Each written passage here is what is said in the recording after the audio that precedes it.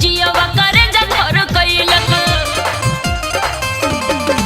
हाँ रसवा के गगरी में मुहवा लगैलक, धक धक जियवा करे जधर कैलक। घुस गइल चोलिया के जलिये में, घुस गइल चोलिया के जलिये में, आय हाय जलिये में दैया मार देलस बिछी कन बलिये में, दैया मार देलस बिछी कन बलिये में।